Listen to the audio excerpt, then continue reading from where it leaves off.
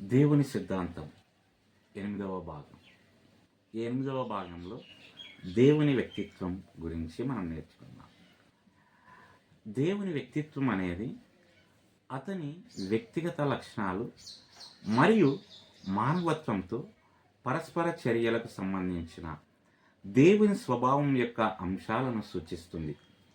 Bible బోధనల ఆధారంగా దేవుని వ్యక్తిత్వం యొక్క వివరణ ఇక్కడ ఉంది. ఈ వివరణలో 5 విషయాలను మనం గమనించవచ్చు. మొదటగా సంబంధిత స్వభావం, వ్యక్తిగత పరస్పర చర్య. దేవుడు వ్యక్తిగత పద్ధతిలో వ్యక్తులు మరియు సంఘాలతో నిమగ్నమై ఉంటాడు.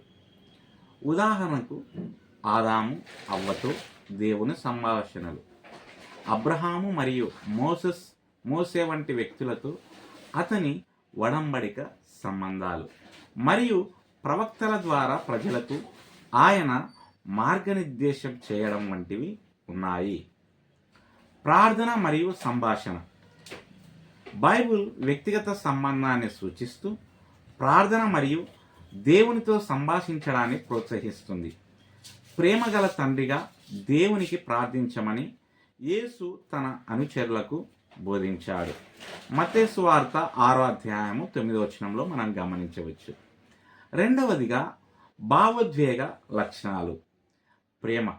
దేవుని ప్రేమ అతని వ్యక్తిత్వంలో ప్రధాన అంశం. ఇది 1 యోహాను రాసిన పత్రిక 4వ అధ్యాయం 8వ వచనంలో ఆ భాగాలలో వ్యక్తీకరించబడింది.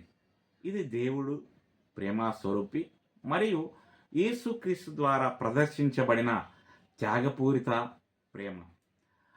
యోహాను సువార్త 3వ అధ్యాయం 16వ వచనంలో మనము చూడవచ్చు. కోపం. పాత నిబంధనలో చూసినట్లుగా దేవుని కోపం అన్యాయానికి మరియు పాపానికి ప్రతిస్పందన.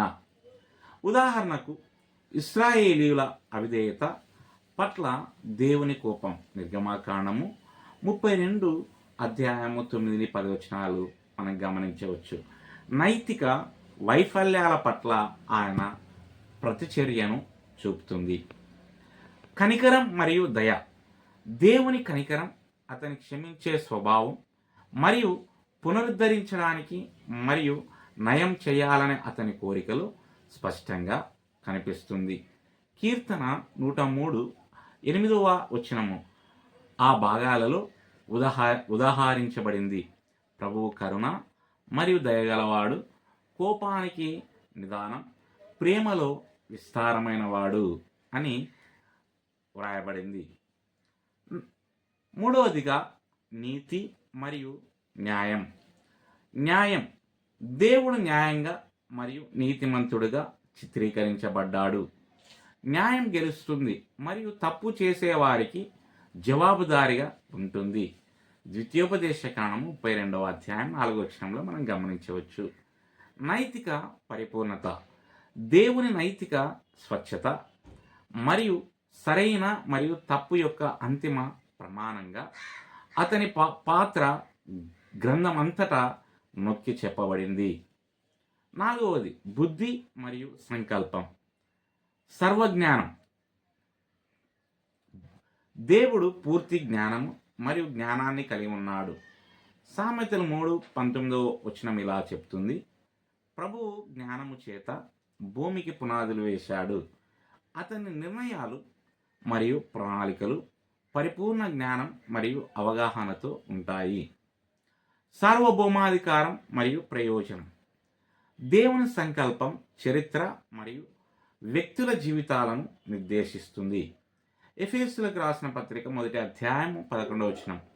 దేవుడు తన చిత్తం యొక్క సలహా ప్రకారం అన్నిటిని చేస్తాడని పేర్కొంది. 5వదిగా వ్యక్తిగత గుర్తింపు. స్వీయ ప్రకటన. యెహోవా ప్రభువు, ఎలోహిం దేవుడు మరియు అబ్బా తండ్రి వంటి అతని పాత్రను ప్రతిబింబించే పేర్లు మరియు బిరుదుల ద్వారా దేవుడు తనను తాను వెల్లడి చేస్తాడు. ప్రతి పేరు అతని వ్యక్తిత్వం మరియు మానవత్వంతో సంబంధం యొక్క విభిన్న అంశాలను హైలైట్ చేస్తుంది. ప్రత్యేకత. దేవుడు సృష్టి మరియు ఇతర దేవతల నుండి భిన్నంగా ఉంటాడని బైబిల్ నొక్కి చెబుతుంది. యెషయా గ్రంథం 46:9 ఇలా చెబుతుంది, నేనే దేవుడను, వేరొకడు లేడు, నేను దేవుడను, నాలాంటి వాడు ఎవడును లేడు. దేవుని వ్యక్తిత్వాన్ని అర్థం చేసుకోవడం విశ్వాసులకు అతనితో కేవలం సుదూర లేదా మరి నైరూప్య శక్తిగా కాకుండా ప్రేమగల, న్యాయమైన మరియు తెలివైన వ్యక్తిగా సంభాషించే మరియు అతని సృష్టి పట్ల శ్రద్ధ వహించడానికి సహాయపడుతుంది. దేవుడు ఈ మాటలను దీవించునుగాక. ఆమేన్.